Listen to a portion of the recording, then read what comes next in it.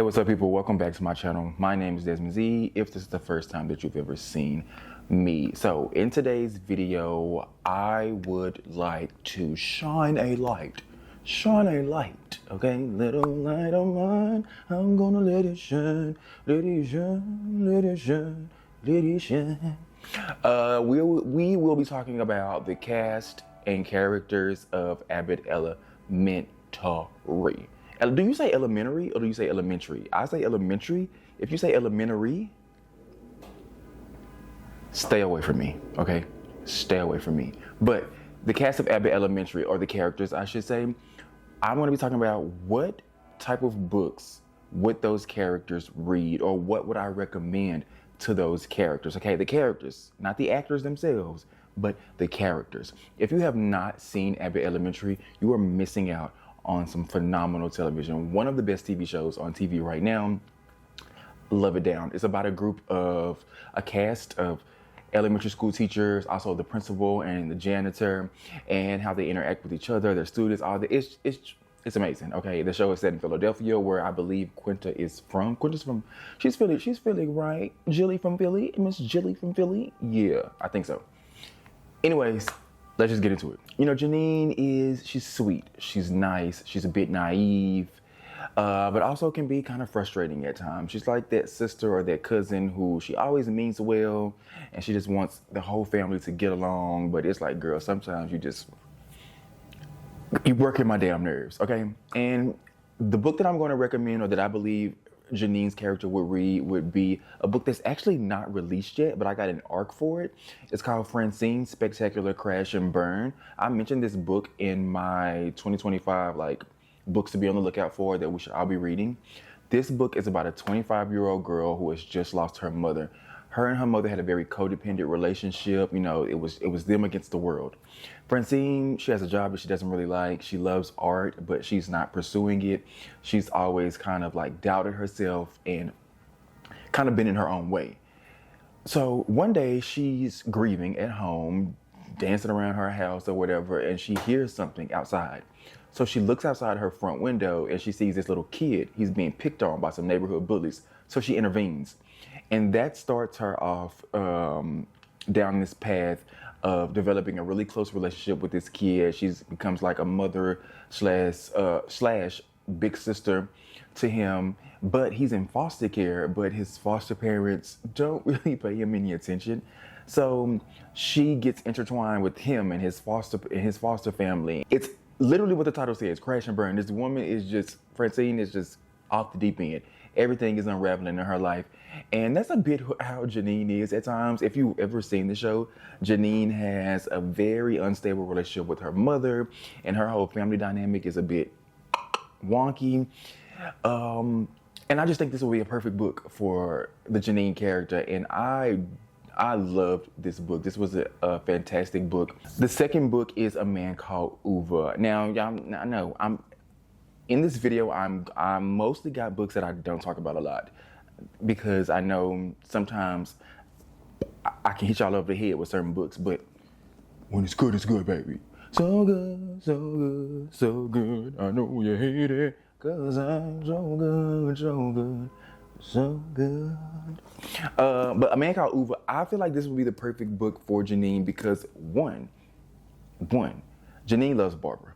Janine loves her some Barb, and she looks up to Barb, and you know, she just wants to learn from her. She wants to be around her. She's like the annoying daughter that Barb did not ask for. And in this book, Ove, he just wants to be left alone. He does not want to be bothered. And most times that's how Barb is with Janine. But there is a character in this book who is determined to get Ove to open up and, you know, be the loving person that she knows that he can be. And that's kind of how Janine is with Barb. And just the quirkiness that Frederick puts in his books. Also, I read his newest one, and I told y'all I got an arc for that. More on that in the next video. My friends, more on that.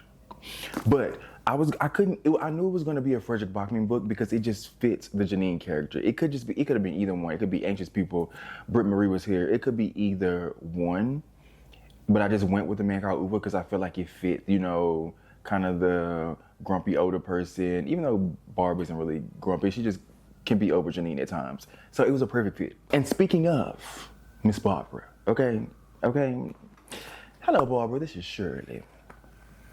She said, "Is you sleeping with my man, bitch?" That's what she wants to know.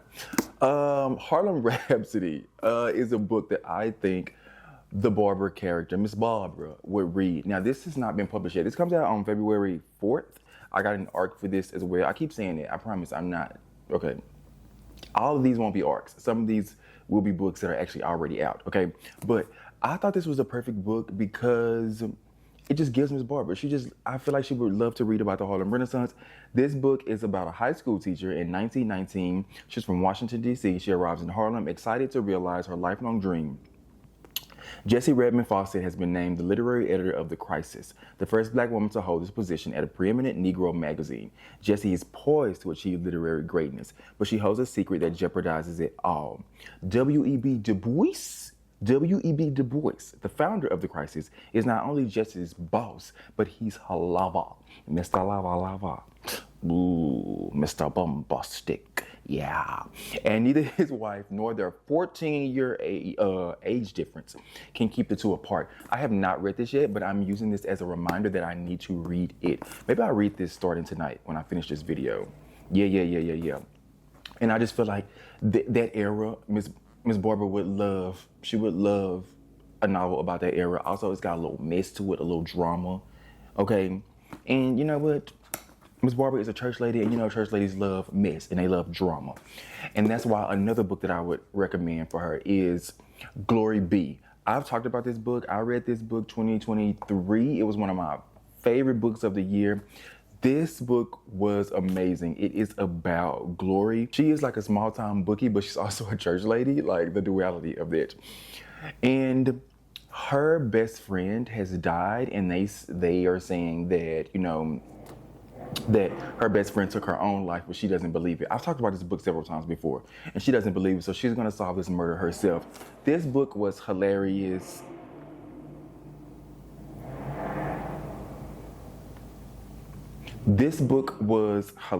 I loved it from beginning to end. If you listen to the audiobook, it's narrated by Bonnie Turpin. So a good listen and read mixture. Moseying on down to Gregory Eddy. Gregory Eddy? That's his name, right? Because he got two first names. Yeah, he does. Portrait of a Thief. This book is a book that I feel like the character Gregory Eddy would read. Portrait of a Thief. I read this book 2022. Is that when this book came out? Yeah. This book is about a group of, hold on. This book is about a group of Asian friends who come together. They're not all friends. Like some of them know somebody who knows somebody, But in one way or another, these people are all like, have a mutual friend of some sort. They decide to go and take back 5 Chinese sculptures that were looted from Beijing centuries ago. Basically, we're gonna steal back this artwork from these colonizers that then put it up in European museums and American museums, all that, okay? We're gonna take it back from the colonizers, okay? Reclaiming their time.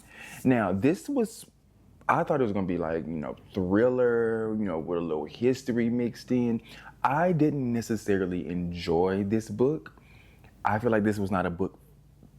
It was a little dry to me, okay? There was a lot more like explaining and telling, and I felt like I was in a history class, and I needed more of a mixture. Like, I'm down for learning, okay? I'm here to learn, okay? I'm here for it.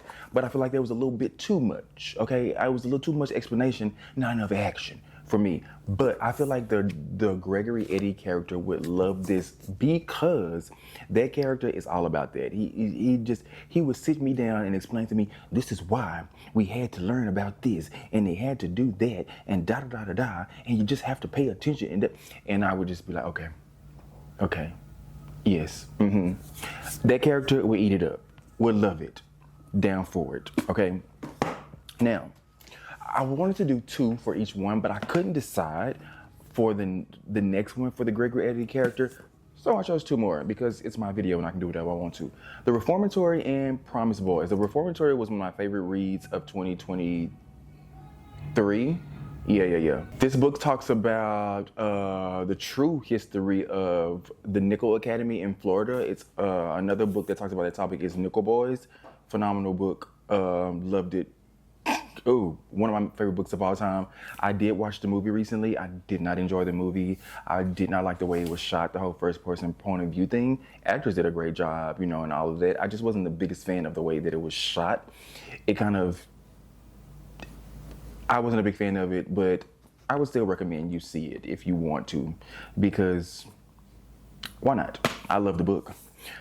The Reformatory talks about that same subject about, students at the Nickel Academy who get treated horribly and they're supposed to be there to, learn and be better, kind of like an alternative school, but they were treated horribly and, racism is rampant. This one adds a bit of paranormal activity. There's ghosts in this story where the Nickel Boys is more rooted in like our everyday reality.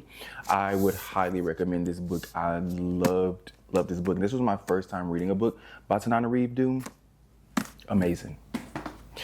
Promise Boys. This is very fitting for a teacher, especially a teacher that teaches at an all black or predominantly black school. Promise Boys is about a group of boys at the Urban Promise Prep.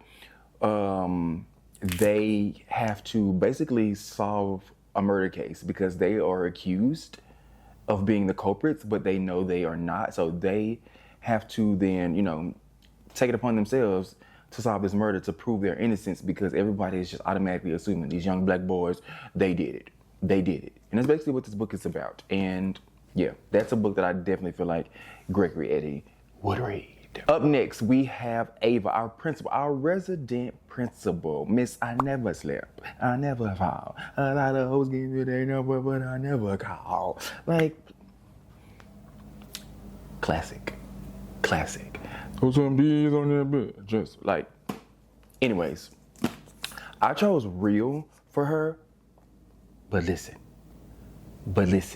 She would read this, but it's only because she would have somehow got her hands on a book that's not yet released, a book that I have not read, but I just feel like she would.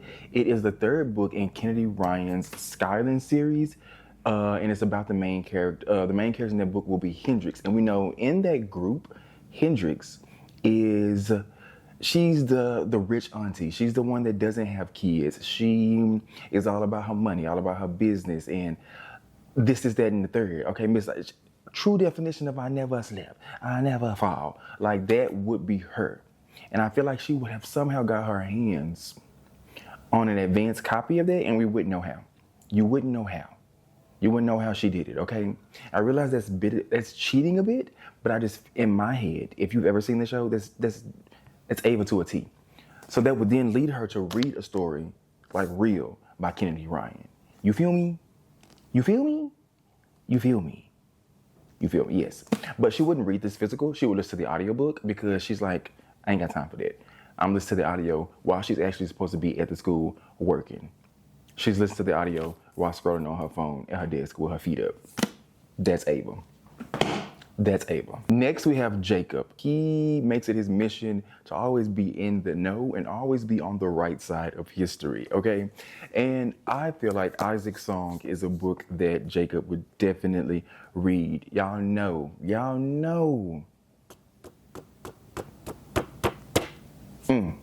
I got an arc for this late last year, so this was one of my favorite reads of 2024, even though this book was just released this January.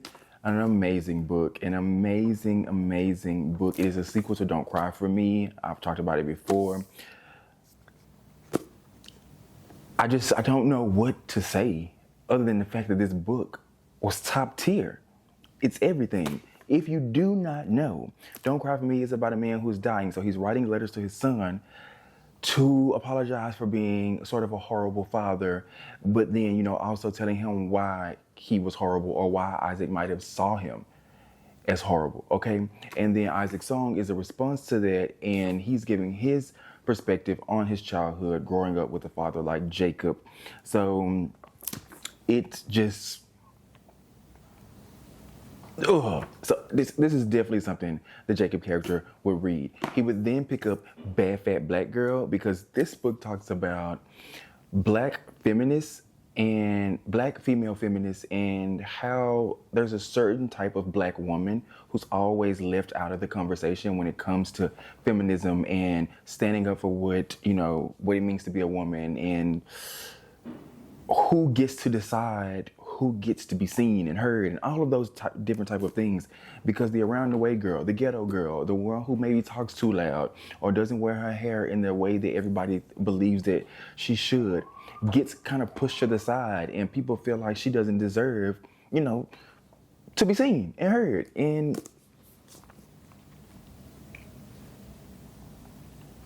it's amazing. It's amazing grace, how sweet the sound. Like, please, please, please, please. Like, Jacob would definitely read that book, and then he's gonna go to Janine and tell her about it. He's gonna go to Ava and tell her about it, and Ava's gonna cuss him out and be like, why do you think you need to tell me about this? I live this. Next up, we have our resident janitorial employee, the king himself, Mr. Johnson. Mr. Johnson. Mr. Johnson is always somewhere he's not supposed to be. Mr. Johnson is always somewhere lurking around a corner, peeping. He got the scoop. He's in the know. He got the tea, okay? And he's always giving you like the history of some random artifact of history. He's always talking about something, and you'd be like, Mr. Johnson, what the fuck is going on? What are you talking about? And that is why Mr. Johnson would definitely read Going Zero. I talked about this book not too long ago. I don't speak about it often, but funny enough, I did recently mention it in a recent video. Going Zero is about 2 hours advantage. 10 Americans have been carefully selected to beta test a groundbreaking piece of spyware. Pioneered by tech wonderkin Cy Baxter in collaboration with the CIA. Fusion can track anyone on Earth, but does it work? So you have a group of people who have to basically go ghost and evade these people, you know, that are running this spyware long enough. How long was it? I forgot how long. 30 days. Yeah, you have to go ghost, go zero for 30 days. And if you win, you know, I think it's a bunch of money that you get or whatever. And this would be right up Mr. Johnson's alley, because he's always, you know, he's got some conspiracy theory. The government is watching this, that, and the third. And he's lived so many different lives that led him here. And it's just, this would definitely, like, here come the men in black, coming to galaxy. That song just popped in my head because I feel like it fits, but that's Mr. Johnson. That's Mr. Johnson. That's Mr. Johnson, okay? And the other one would be Our Jen. This is about a group of it says senior citizens, but they live in a community. I spoke about this last time. They live in a community, like, think of like an apartment complex or whatever that's 55 plus. But I said it last time, I just don't see 55 being like senior citizen. But this is a group of sexagenarians that live in an upscale 55 plus community located in the bucolic suburbs of, it's set in Philadelphia. That's perfect. That's perfect, because the show is set in Philadelphia. It's kismet. Okay, but there's no way in hell Mr. Johnson is living in one of these communities, because, like, no, he's not about to live by nobody else's rules, none of that. But he would read this and have so much to say. There is one character in here though. He's like a player from the motherfucking Himalayas. Okay, and that would definitely be Mr. Johnson. Like, I can see, it's him. It's him. Mr. Johnson's also another character that I had 3 books for because I just couldn't decide on 2. Blacktop Wasteland by the one and only, the incomparable S.A. Cosby. This is about a getaway driver, like, who has now turned his life around. He's an honest mechanic. He's a family man, but he gets called back into the game, okay? He gets called back into the game, and he has to do another job or whatever, but he's got to protect his family and also protect himself. Blase, blase, blase. Once again, it's got Mr. Johnson all over. I feel like he would be in the teacher's lounge telling a story about how in one of his past lives he was a getaway driver. Like, yeah. Last but definitely not least, we have what's Melissa's last name? I think it's Sheminti. Yeah, Miss Sheminti. Miss Sheminti. Melissa. She is our resident. She's a tough motherfucker. Okay, she's tough. Hard as a rock, like a rock, ooh, like a rock. The Spectacular is a book that I would recommend, or that I believe Melissa Sheminti would read. Now listen to me, okay? I forgot what I was about to say. I said listen to me, then forgot what the fuck I was about to say. Okay, now, this is part love story, but also part, like, I won't say thriller, but like it got a slight little mystery to it. And I know Miss Sheminti is supposed to be tough and all that, and she ain't with the lovey-dovey, but I feel like because this has like a little mystery aspect to it, a little, who's doing it, what happened, what's going on, we have shook the nation, that she would be into it, right? Because it's New York City, 1956. 19-year-old Marion Brooks knows she should be happy. Her high school sweetheart is about to propose and sweep her off to the life everyone has always expected they'd have together. But she runs off to become like a famous Radio City rockette. Meanwhile, the city is reeling from a string of bombings orchestrated by a person the press has nicknamed the Big Apple Bomber, who has been terrorizing the cities of New York for 16 years by planting bombs in popular crowded spaces.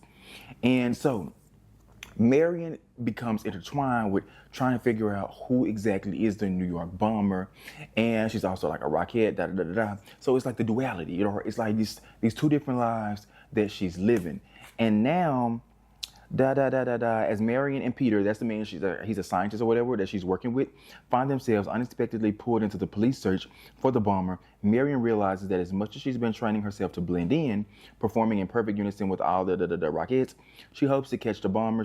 If she hopes to catch the bomber, she'll need to stand out and take a terrifying risk. In doing so, she may be forced to sacrifice everything she's worked for, as well as the people she loves the most, okay? And we all know, like, Miss Sheminti has, like, this weird thing with her family and her sister and all that. It's like she loves her family, but it's crazy. And then, when it comes to love and marriages, it's like she wanted to go doing her own thing, okay? So I feel like this would be the perfect book for her. Maybe I didn't explain that good enough, but it in here, it sounds right. It sounds right, okay? And I feel like, what, actually I did do a good job of explaining it, okay? And if you can't understand it, then that's on you, okay? What I need from you is understanding. How can we communicate if you don't hear what I say? The Damage is another book that I think Melissa Sheminti would read. This book is about Tony has always looked out for his younger brother Nick, so when he is called to a hospital bed where Nick is lying battered and bruised after a violent sexual assault, his protective instincts flare and a white-hot rage begins to build. As a small-town New England lawyer, Tony's wife Julia has cases involving kids all the time. When Detective Rice gets assigned to this one, Julia feels Nick is in good hands, especially because she senses that Rice too understands how things can quickly get complicated. So they really take it upon themselves to solve this case and find out what happened to Nick, because not only are people not taking this serious because Nick is a guy and was sexually assaulted, and they just nobody gives a fuck, nobody cares.